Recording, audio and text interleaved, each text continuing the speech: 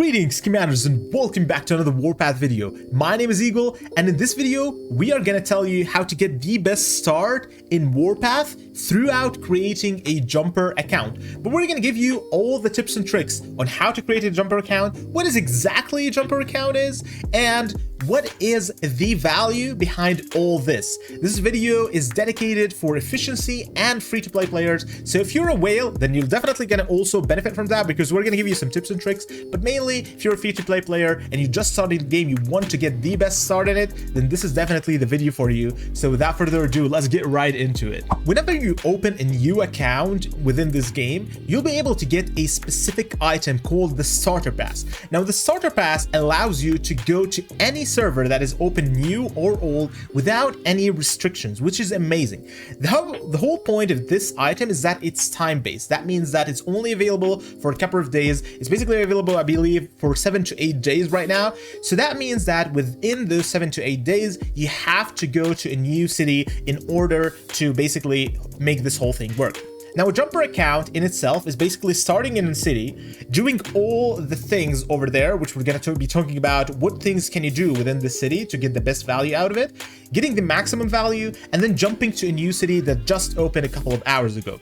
Basically, when you go to that new city, you'll have a couple of days of head start, basically across all your opponents, but also you will be able to get way more value than anyone else, especially if you're a free-to-play player or even a spender, because we're going to give you some tricks about that as well.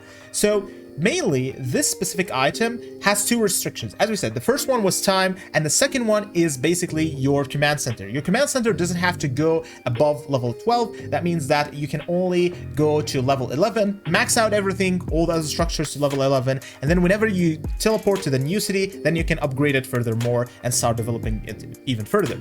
However, it's very important to not go, not be tempted to go to level 12, because otherwise that item will be gone and you'll not be able to go to the other city and you'll be stuck in the current city that you are in.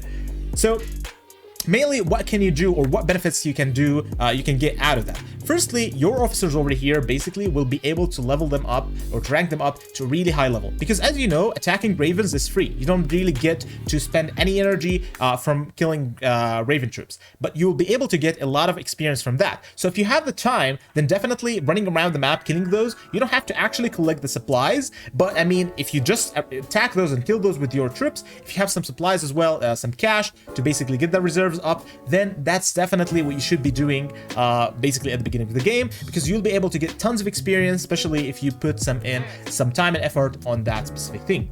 Now, the other thing that I wanted to talk about is actually maxing out these structures and texts. It's very important before you go to the next city that opens. Basically, the cities open between 2 to 3 days, like a new server, so that you can teleport to.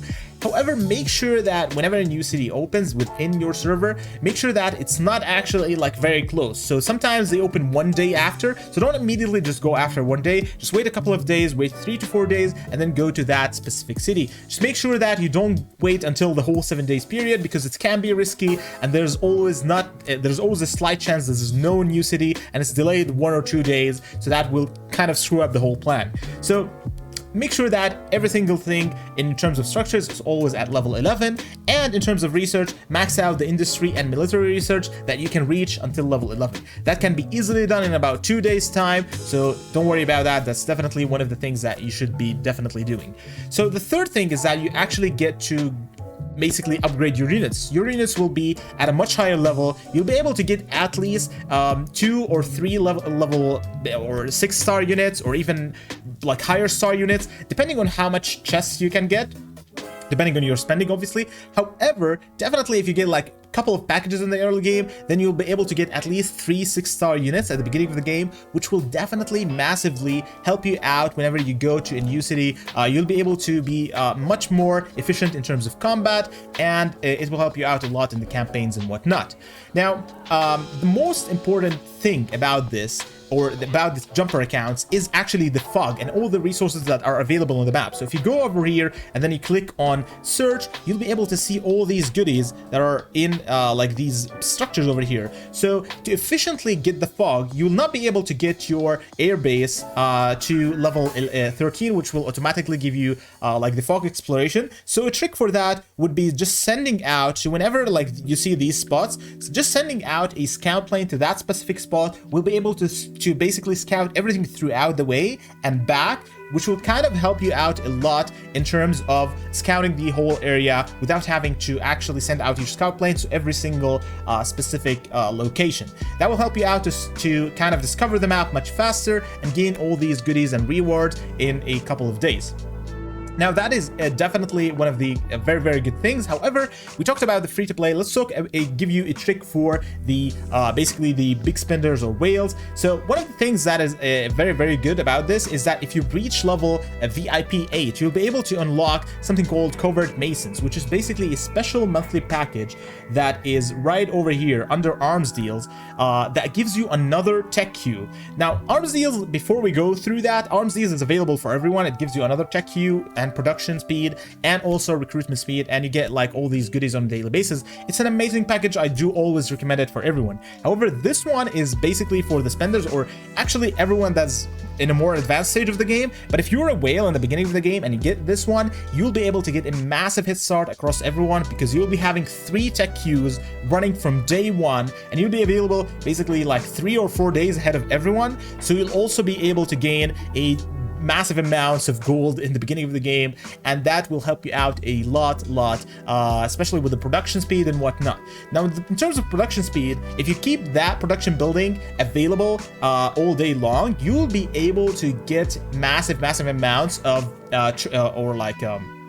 what are these called, supplies to upgrade your structures to an insane level when you reach the new city. I would highly recommend to wait for events when you reach the new city, because there's a bunch of events that happen that are actually basically jurisdiction and arms race, I believe that's called, or something like that. Yeah, they are daily arms race. These two, whenever they overlap against each other, I would definitely recommend spending over there, or even the ground showdown if you want to wait a little bit longer. But that's definitely one of these events. Like when you have like that massive amount of resources, there's a very good chance that you'll be able to score at least top 10 in those events, which will help you even get additional rewards. I hope this video was comprehensive, that explained the whole point of jumper accounts, and if you did like it, make sure to throw us a like down there and consider subscribing. It does help out a lot and it means the world to me. Thank you so much for watching, and we'll definitely see you in the next video. See ya.